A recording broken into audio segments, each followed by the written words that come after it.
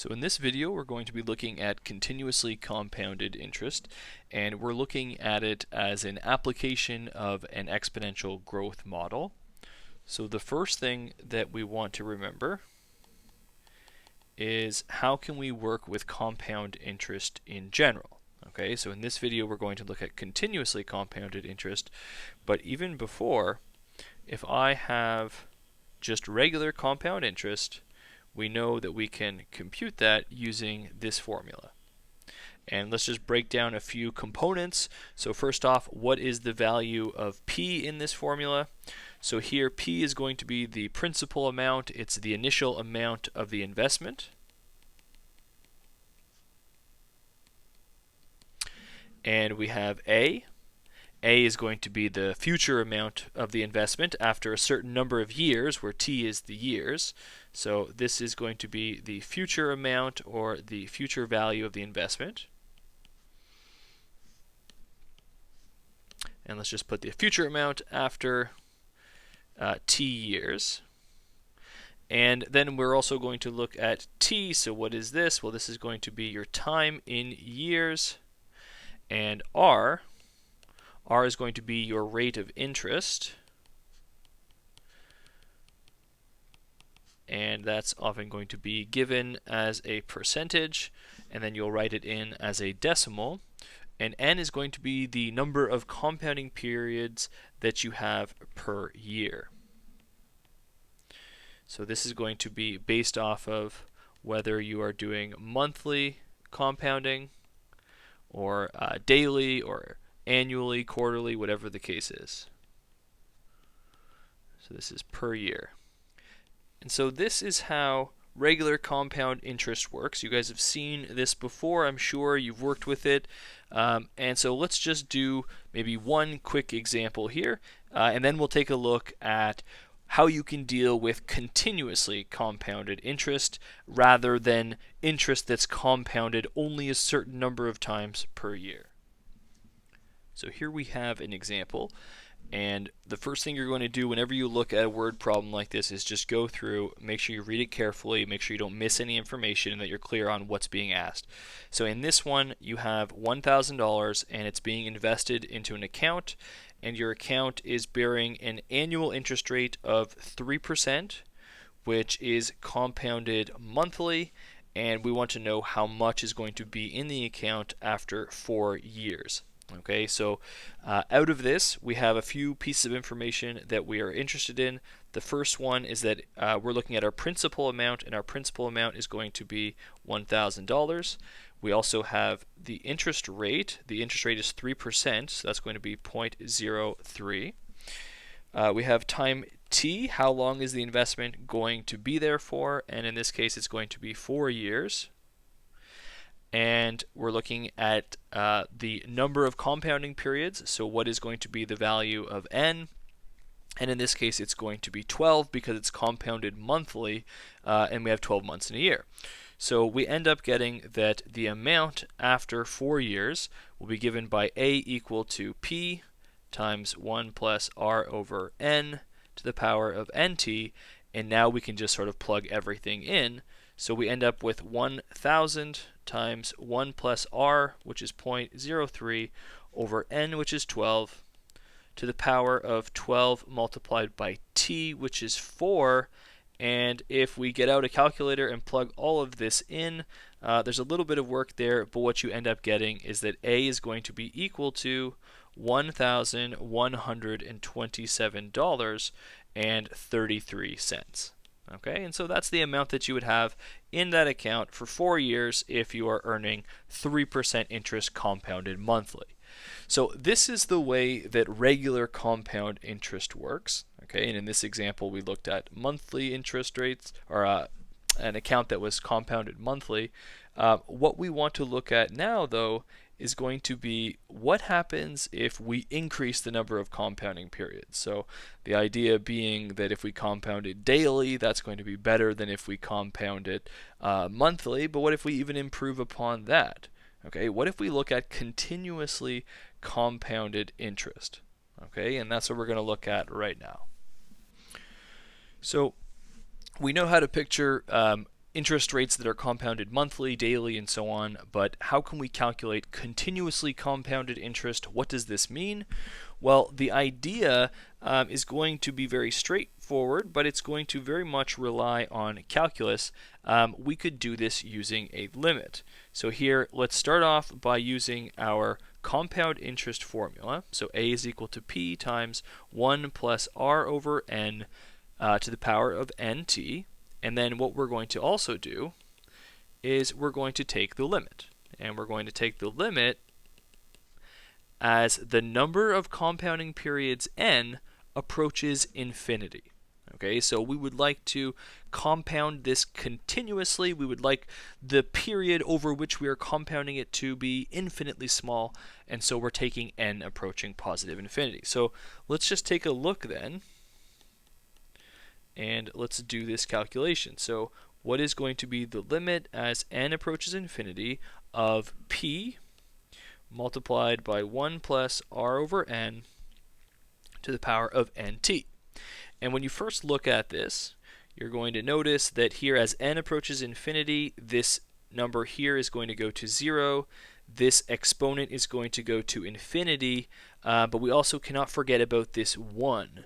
Okay, so we have that 1 there, and this whole thing will end up being a base of 1 to the power of infinity, and we recognize that as a limit, it is an indeterminate form. So we now need to resolve that indeterminate form. And how do we do that? We are going to do it using logarithms. We're going to do it using properties of logarithms. And the first thing that we have to remember is that I can always rewrite something. So if I start with x, for example, I could rewrite this as e to the ln of x. And these two things, because the logarithm and the exponential are inverses of each other, I can rewrite x in this way, and I have equality. I'm going to do that same thing now up here. Okay, so let's see how this works out. I leave the limit alone. And the whole goal of this is just to introduce that logarithm so that we can use that logarithmic property. So I'm going to rewrite this whole thing.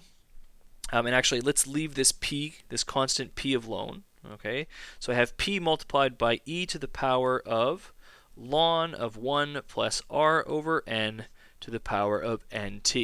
So what I did here was I took this part and I rewrote it now in my exponent inside of my logarithm, and to account for that I also introduce here a base of e. Alright, so now what's actually happening?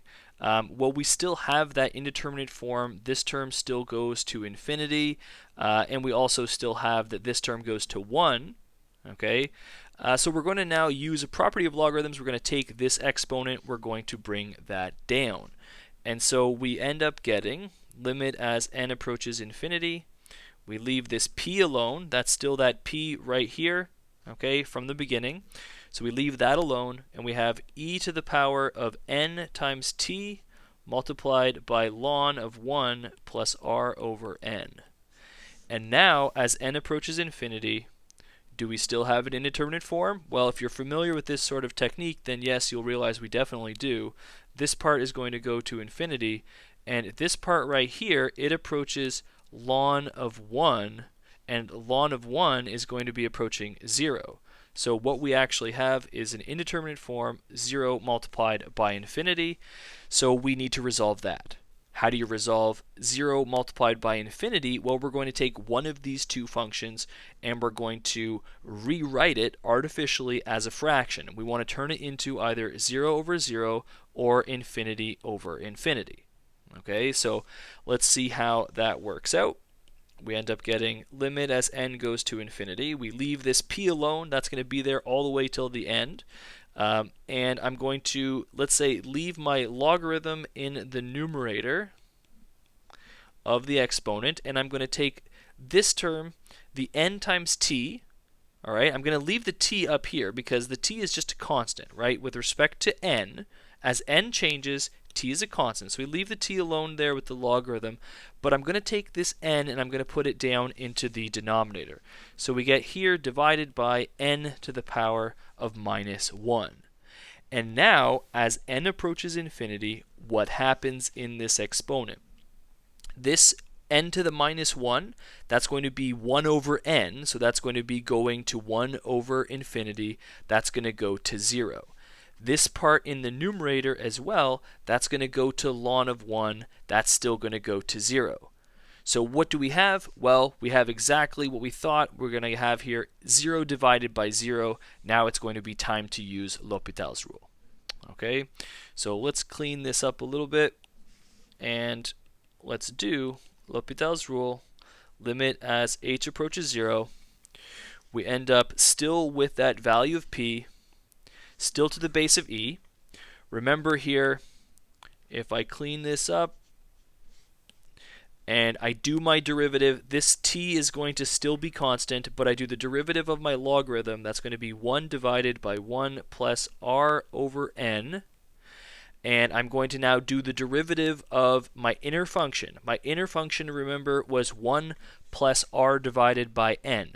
So the derivative of 1 will be 0, but the derivative of r over n, if I think about it as r times n to the minus 1, the derivative will be r times minus n to the minus 2.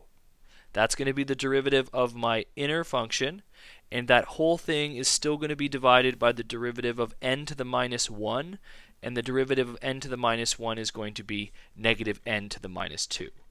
Now, this looks like an absolute mess, okay, but we're now going to check how can we simplify this before we continue with our limit, and this one actually does simplify quite a bit. There's one thing right away is this whole term. We can cancel that out perfectly, and then let's see what we're left with. We end up with the limit as n approaches infinity, p multiplied by e to the power of rt.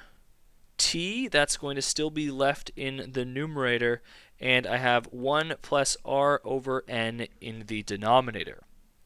So this is what we get if we simplify this whole exponent. Okay, and now we want to again observe what happens as n approaches positive infinity.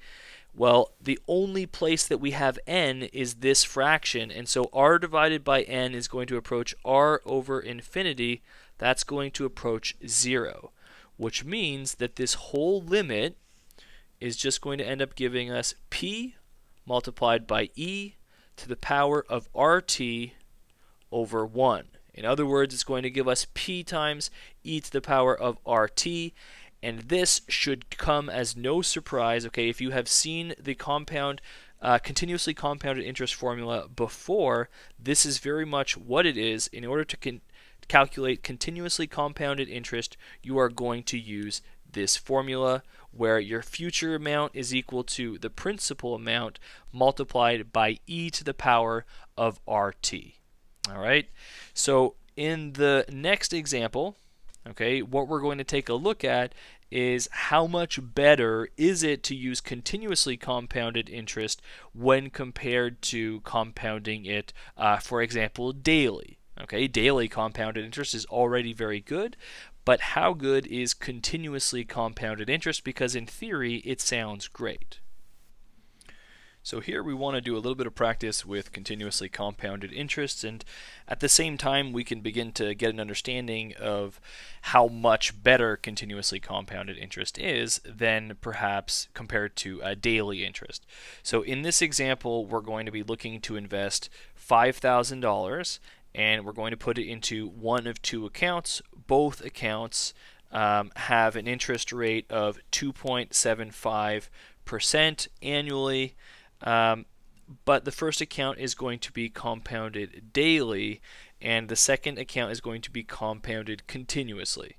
So here we want to know which account is going to yield the most after 30 months. So really we're just going to do sort of two different questions here, and then we'll compare our answer.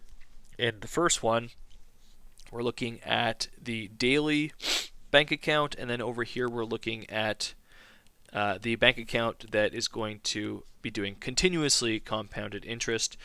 So for daily interest, we know our formula is A equal to P times 1 plus R over N to the power of N times t, and for continuously compounded interest, we just found that our formula was a equal to p times e to the power of r times t.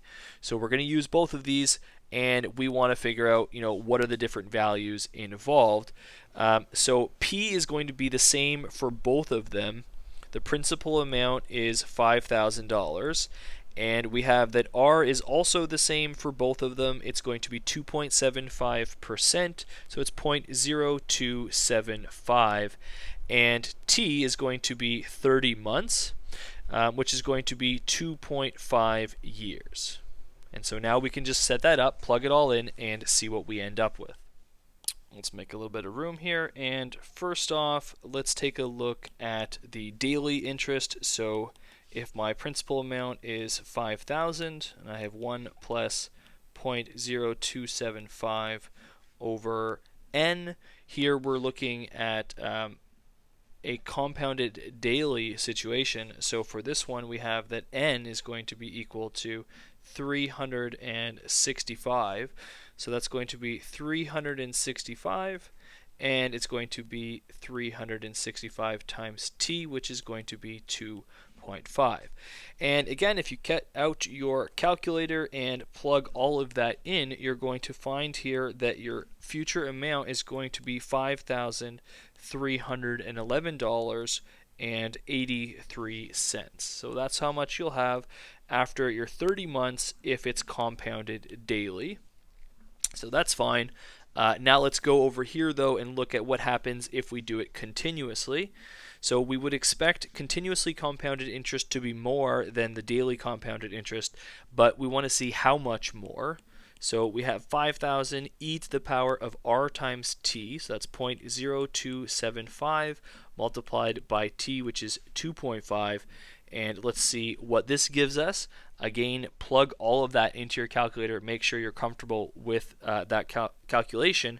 And you end up, in this case, with 5,311 and 84 cents. And so really, if that's what you get when you compound it continuously, and you compare that over here to what you had when you were compounding it daily, you're going to notice very quickly that there's almost no difference. You end up earning an extra 1 cent over the course of those 30 months. So in theory, when you hear about compounded continuously, it seems great, okay, and in theory it's nice, but the reality is there's almost no difference between compounding something continuously and compounding it daily. Okay, the interest is going to be negligible, but nonetheless, we've seen now the formula for regular compound interest, and we've seen the formula for continuously compounded interest, and we should know how to work with both of them. I'm going to do one more example, and I'm going to do one more example of continuously compounded interest. So here we have an example of a question where we're going to be looking at continuously compounded interest. And the situation is this. You're going to be buying a new car in 3 years from now, and you can estimate that your car is going to cost you $20,000, and right now you have only $10,000. So you're going to take your $10,000, you're going to invest it into an account that pays pretty well. It's going to be paying 7.25% annual interest compounded continuously, and you want to know how much more will you need to finance in 3 years in order to make that $20,000 purchase. Okay, so we want to know how much we're going to be short by, how much extra money are we going to need. So let's take a look at a few of the details involved here. Because we're using continuously compounded interest, we're going to be using this formula. A is equal to P times e to the RT. And we can see off to the side here what's going to be our principal amount. Principal amount is the money that you have right now that we're going to invest. That's going to be $10,000. And we know that the rate of interest that we're going to be earning is 7.25%. So that's going to be 0.0725. And T is going to be in years, and it's going to specifically be 3 years. And you'll notice for this, there's no value of n. Okay, we're not doing, interest compounded daily or weekly or monthly. Here we have taken the limit as n goes to infinity. We are doing continuously compounded interest. So now we can just plug everything in to figure out how much we will have after the 3-year period. So we have $10,000 multiplied by e to the 0.0725 times 3. And if we figure this out, plug it into your calculator, what do you end up with? Well, you're going to end up with $12,429.65. And so that's how much money you have after 3 years. So in a question, in any word problem like this, you want to just make sure that you're answering the right thing. So is this your final answer right here? No. In this case, what you were asked was how much more are you going to need in 3 years in order to make your purchase? So how much do we need to finance? Well, here, let's check what that's going to be. We need $20,000, but we only have $12,429 in the account after 3 years. And so if we do one minus the other, we end up finding that we are going to be short $7,570.35. So we'll have to likely finance a loan for that amount in order to make the purchase of $20,000 for the car. Okay, so for this one, continuously compounded interest, we're just using this formula again, that our future amount is equal to the principal amount multiplied by e to the power of RT. Okay, so that is continuously compounded interest.